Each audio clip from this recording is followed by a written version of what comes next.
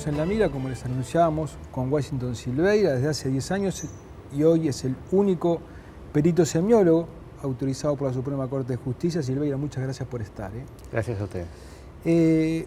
¿Cuál es la tarea de un perito semiólogo para el juez? Bueno, es una tarea, digamos, bastante original desde hace un tiempo que la venimos realizando. Y digo original porque no existía en el país esta actividad a nivel pericial. El perito semiólogo básicamente analiza estructuras discursivas, estructuras semánticas, estructuras de producción de relaciones de significación y sentido. Es decir, todo lo que puede cobrar significación es analizado o puede ser analizado por un semiólogo. Generalmente en sede judicial se nos pide que analicemos las declaraciones. Los elementos constitutivos de un expediente en gran medida son las declaraciones judiciales.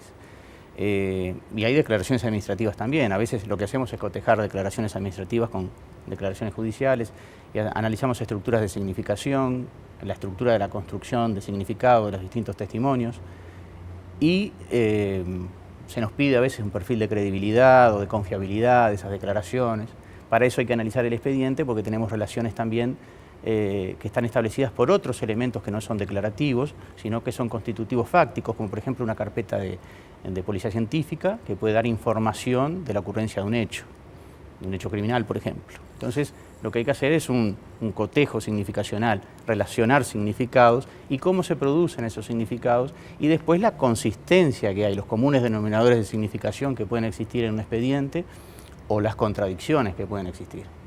Después vamos a hablar sobre cómo algunos jueces valoran este aporte técnico. Pero usted en una entrevista que le hizo el diario El Observador, dijo que la prueba, que es básica en un juicio, muchas veces, dice, la mayoría de las conclusiones a las que llegan los jueces se constituyen con pruebas que no serían, desde el punto de vista lógico, pruebas. ¿Cómo es esto? Claro, lo que sucede es que desde el punto de vista procesal, la prueba no es lo mismo que una prueba desde el punto de vista científico o desde el punto de vista lógico. Es más una demostración para un científico o para un lógico que una prueba. Prueba implicaría poder demostrar algo para nosotros, los cientistas sociales, los semiólogos, los lógicos.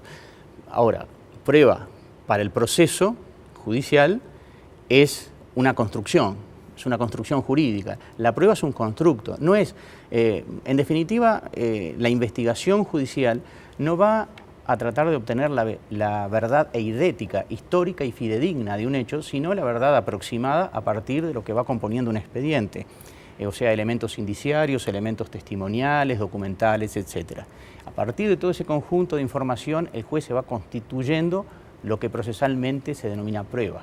Pero para nosotros la prueba tendría que ser una relación de necesariedad. Y muchas veces lo que sucede es que se dan relaciones de contingencia en la faz probatoria a los fines de las conclusiones finales como para dictar sentencia. Y eso para mí es un poquito riesgoso, ¿no? ¿Por qué? Y porque si se llega a conclusiones que son relaciones de contingencia y no de necesariedad, evidentemente pudo haber sido de otra forma a como concluyó el juez. O el Ministerio Público, que normalmente es el que fiscal presenta. Y en algunos casos esto es evidente y rompe los ojos. Usted contó una anécdota que me gustaría que la repitiera aquí sobre un documento que se encontró en la cárcel y que la justicia lo interpretaba de una manera. ¿Cómo fue ese episodio? El que está referenciado en el reportaje, sí, en El Observador, sí. No, fue un ejemplo nada más. Pero a veces los ejemplos sirven para demostrar ese de qué ejemplo hablamos. Está basado en un hecho concreto y real, obviamente, ¿no? Se incautó un cuaderno con anotaciones. En la valoración probatoria se dedujo, entre comillas, lo de deducir, que esas anotaciones correspondían a transacciones que hacía el imputado con respecto al tema droga. Analizando los hechos constitutivos, contextuales de la existencia de ese cuaderno, detecté que sí revelaba una irregularidad, pero no era la que los jueces la que el juez y el fiscal en ese momento habían determinado. En realidad, en ese cuaderno lo que se anotaban eran productos de transacciones de la venta de cable en el interior de la cárcel. De televisión por cable. De televisión por cable, que había un determinado recluso que les proveía de ese servicio a otros reclusos. Entonces, en las transacciones que estaban allí documentadas en su cuaderno era quién había pagado y quién no había pagado ese servicio, no droga, no era un tema de droga. Ahora, un error de ese tipo, digamos, ¿no?, por parte de un juez, es la línea que divide la libertad o la prisión para una persona, ¿no? En ese caso concreto, En este caso estaba preso, digamos, pero... va a definir la tipificación de un delito. Pero en el caso de una persona, digamos, es un error de esas características. Para una persona que está en libertad, tiene una significación enorme para la persona. Naturalmente, si estuviéramos en una etapa de investigación presumarial y una persona estuviera en libertad, pero está siendo investigada por supuestos hechos y se encuentran algunos elementos, por ejemplo, como en este caso documentales, que lo podrían llegar a involucrar presuntivamente en un hecho delictivo, hay que ver si lo que se está analizando e interpretando representa y significa lo que realmente el juez está diciendo que es. Porque si fuera otra cosa, se puede estar constituyendo un delito de un hecho que no lo es. Ajá. O un delito de una naturaleza más grave o menos grave que el delito real. Los jueces a veces en las sentencias señalan que sus fallos son indubitables. Sí, o sea, la indubitabilidad va a depender de las reglas de juego que se da el proceso para dictar sentencia. O sea, yo no sé si se puede hablar de indubitabilidad en términos reales, pero sí sucede que el juez se basa en las reglas de la sana crítica y los elementos de convicción suficientes para poder dictar sentencia. Las reglas de la sana crítica son una definición, a mi criterio, muy vaga. Hay muchos grandes juristas que han hablado de las reglas de la sana crítica, hay ríos de tinta sobre este tema, y dice que bueno, las reglas de la sana crítica son las máximas de la experiencia, de la razón, y del buen sentido y la lógica. Entonces, claro, dicho así, desde una generalidad y de una vaguedad y de una abstracción, que no hay contenidos. Es decir, contenidos, es decir, de qué se constituye la sana crítica.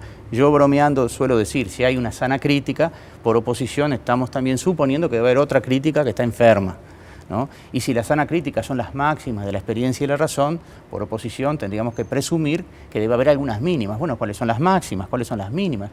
Resulta de la simple lectura de las definiciones jurídicas un extremo de vaguedad, un extremo de indefinición, una cosa muy laxa, donde se puede navegar y oscilar a través de ellas hasta los elementos de convicción. El elemento de convicción es un elemento subjetivo y psicológico del juez. ¿La convicción qué es? La convicción que tengas tú, que tenga yo, que tenga cualquier persona de algo, depende de un elemento subjetivo. ¿Y eso no es peligroso? Es totalmente peligroso, naturalmente. ¿Cuánto más subjetividad hay en poder de un juez? En definitiva es inevitable porque toda interpretación la realiza un sujeto. Nosotros los semiólogos, y particularmente los que seguimos las corrientes triádicas de la semiología o de la semiótica, decimos que es una relación significante-significado, sí, pero establecida por un sujeto que interpreta. O sea, la gran diferencia entre las posiciones estructuralistas, que son relaciones diádicas, significante-significado, y la triádica, que es la de Peirce, que para mí es el que realmente matematizó la semiótica, es que la existencia del sujeto, el sujeto interpretante, es fundamental. Porque el sujeto define subjetividad. Sí, en este caso inevitable porque es el juez el que tiene la palabra, pero además... Acá hay un sujeto que además de ser un sujeto interpretante, es un sujeto con poder decisor. Exacto. Y ahí está de repente la gravedad. Y aparte, en un contexto en el que sabemos que no solamente le pasa al Poder Judicial, pero digamos, hay muchos servidores públicos cuya calidad en la formación ha ido cayendo con el tiempo, hay pocos aspirantes a jueces, cada vez se ven más sentencias en primer grado que son recurridas en segundo grado y luego cambiadas. Usted me leía recién, por ejemplo, un fallo civil sobre un accidente de moto que me gustaría que usted lo compartiera con nosotros. ¿Cómo no? Para ver un poco cómo, digamos, un juez puede interpretar la realidad, ¿no? Este es un caso civil, un accidente, en el cual estaban involucrados un automóvil y una moto. Del análisis de ese accidente, de todas las investigaciones que se realizaron, se llegó a la conclusión de que la responsabilidad era de la conductora del automóvil. Pero el juez tenía que determinar el monto de la indemnización y partió de una argumentación un tanto sorprendente para fijar en primera instancia una indemnización muy baja. El razonamiento del juez, y subrayo, el razonamiento de este juez era el siguiente, respecto a la situación del conductor de la moto. Dice, no se está planteando que todos deban viajar en automotores o en transportes colectivos, y si así no lo hacen, que soporten sus consecuencias. Se trata de que cada uno entienda qué es lo que va a hacer y a qué se expone en caso de elegir viajar en motos, ciclomotores o bicicletas, que previamente valore y evalúe su acto propio de salir en tales condiciones y que en ese caso, si opta por así partir, absorba las consecuencias de la asunción del riesgo o de la resignación de su propia seguridad e integridad. Es por lo menos sorprendente este razonamiento para mí. Los televidentes tal vez también se sorprendan. Y yo le respondía en mi respuesta argumental, que es un trabajo para una defensa. Dice, como se observa, el razonamiento absurdo y contradictorio del acuso se sintetiza de la siguiente manera. No es que usted deba asumir las consecuencias de tener que utilizar una moto, pero si utiliza una moto, asuma las consecuencias de ello. Porque es lo que dice en esta estructura, en esta proposición anterior. Sí. Porque además de contradecirse, contiene ciertos elementos de valoración, a mi forma de ver, por lo menos riesgosos a la hora de fallar, ¿no? Sí. En cuanto a las consecuencias y a los criterios valorativos de una situación. Sí, digo, sobre eso se podrían hacer un montón de valoraciones, ¿no? De que hay gente que necesita usar la moto, no porque sea un audaz, sino porque es un método... Acá habla de una elección de usar una moto. De ninguna manera puede constituir una elección en aquellos que no tienen otra alternativa de accesibilidad económica que una moto, por ejemplo, que hoy es muy recurrente. ¿Y le ha pasado a usted, digamos, de que los jueces desestimen su labor técnica? Sí, sí. En realidad, por varias razones. Primero, las pericias en general son análisis técnicos que no son vinculantes. Y está bien que así sea porque le deja al juez todo el margen de criterio y de independencia para valorar los elementos. Las pericias son un medio idóneo de prueba más, un elemento más, no son lo único, tiene que ser un as probatorio y forman parte de un as probatorio. Está bien que el juez tenga esa independencia y esa libertad de considerar el conjunto probatorio. Que se rechace una argumentación técnica es posible, y más en nuestra materia. Primero porque es una materia nueva, poco conocida, a veces tildada de ciencia blanda frente a las ciencias duras. Entonces los jueces ven como ciencias duras la física, la química, la biología. Un ADN, por ejemplo, para un juez es indubitable, ¿no? Por la certeza que hay detrás de una valoración de un perito psiquiatra, de un perito psicólogo, de un semiólogo, se relativiza bastante más. En los hechos estoy hablando. Teóricamente sí se podría valorar de la misma manera, pero en los hechos hay como, bueno, pero la rigurosidad científica de las ciencias sociales o de las mal llamadas ciencias blandas. Y yo pregunto, ya que estamos razonando esto, un ADN en una escena del crimen que tiene una compatibilidad absoluta con una huella genética, que en definitiva es lo que se busca. El ADN es una huella genética. Ahora, pensemos un poco, en una escena del crimen, que haya ADN de una persona, ¿implica que esa persona estuvo ahí necesariamente, hablando de necesariedad y contingencia? Si alguien puede haber trasladado un pelo... Las colillas de cigarrillo, sí, que sirven para hacer estudios de ADN. Yo puedo dejar colillas de cigarrillos de personas que no soy yo en una escena del crimen. Y los datos que van a emerger de ahí son de un datos genéticos de personas que nunca estuvieron en la escena. Me van a decir, bueno, pero eso es de una película, de ciencia ficción, de algo... Eso pasa. Eso puede suceder. De hecho, pasó no en Uruguay, pero en otro país, un caso donde un laboratorista dejó sangre de una persona en una escena del crimen y resultó ser que ese laboratorista era el amante de una señora a la que después mató y inculparon al esposo. ¿Usted advierte que hay poca autocrítica en el Sí, Poder totalmente. Judicial? Hay poca autocrítica.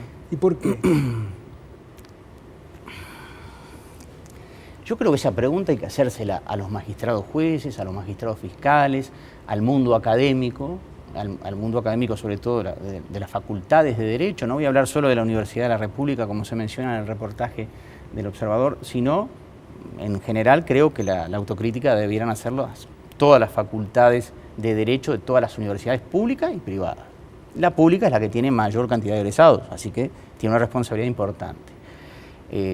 Hay falta de autocrítica en el mundo académico porque se forman guetos académicos, hay una cierta propiedad del discurso, hay una cierta propiedad de quién tiene autoridad para, y se olvidan de la interdisciplinariedad que es de la boca para afuera. No se aplica la interdisciplinariedad. La interdisciplinariedad no ocurre en los hechos. Y estas cosas, al no ocurrir, al haber poca autocrítica, ¿usted piensa que está afectando, digamos, el principio básico de que el servicio de justicia puede perder calidad y afectar los derechos de los ciudadanos? Yo tengo la visión personal de que sí, de que hay una decadencia de todos nuestros sistemas sociales. La justicia, la educación, la seguridad pública, está todo. Para mí en este momento está todo en tela de juicio. Es tremendo esto que usted está diciendo. Porque usted no hace hay... 10 años que trabaja con el Poder Judicial y que la gente sienta o escuche a alguien, digamos, con su peso teórico y técnico, decir que la justicia ha ido perdiendo la posibilidad de darle garantía a los ciudadanos cuando nada menos lo que puede estar en juego es la libertad, es una cosa delicada, ¿no? Hay dos áreas del conocimiento muy especialmente riesgosas. Una es la medicina.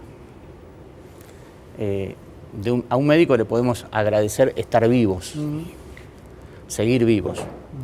O también puede haber un gran juicio contra una institución médica y contra médicos por mala praxis, sí, en la presunción de que no hubo diligencia en las actuaciones.